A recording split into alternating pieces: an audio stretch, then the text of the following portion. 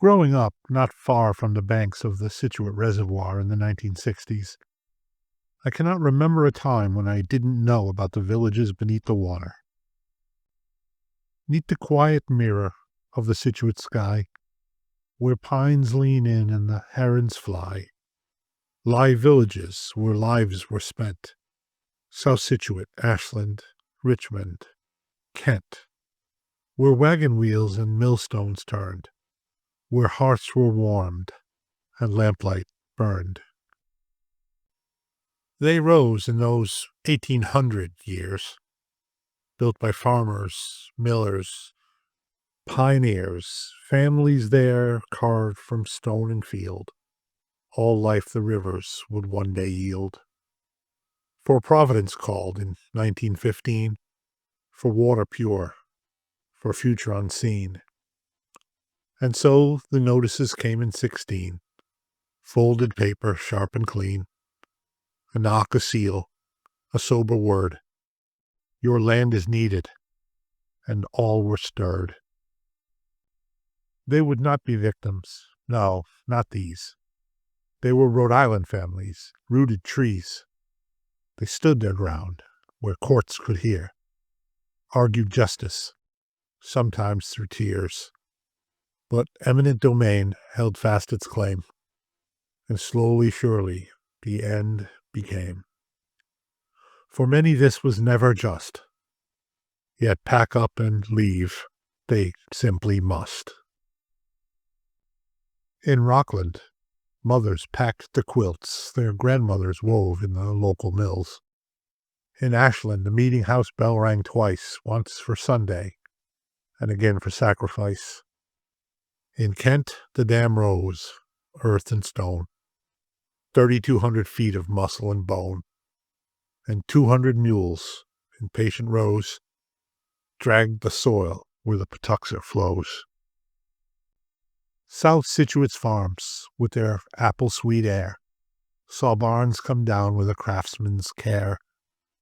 1,195 buildings, each one known, each one photographed before it was gone. Frank Spencer's lens, John Hess's eye, caught every porch, every roof line high.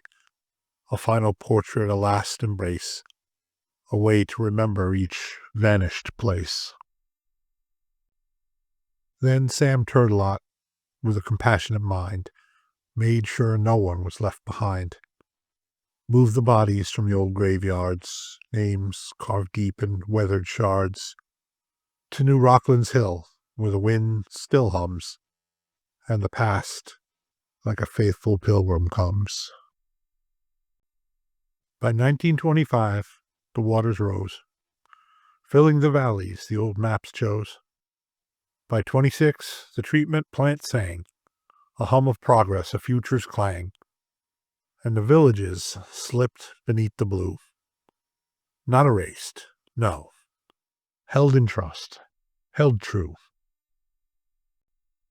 For memory is a shoreline, soft and long, and those towns live on in story and song.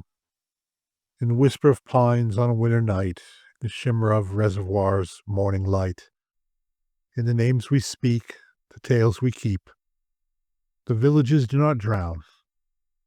They only sleep. So here's to Rockland's mills and Richmond's farms, to Ashland's roads and South Scituate's charms, to Kent's great dam and Saundersville's stores, to Ponegantset's fields and forgotten doors. People gave their land so others might drink, a sacrifice deeper than most would think. They're all gone now, still stewards of place. They met their fate with a quiet grace. So when drought pulls back the water's veil, and foundations rise like a ghostly tale, we remember them, not with sorrow alone, but also with pride for the future they'd grown. For beneath our reservoir's silvery gleam lie the bones of someone's dream. Thank you for listening to this recording. Please consider liking the content and subscribing to our channel. Let us know what you think in the comments below and suggest stories or poems you'd like to hear next.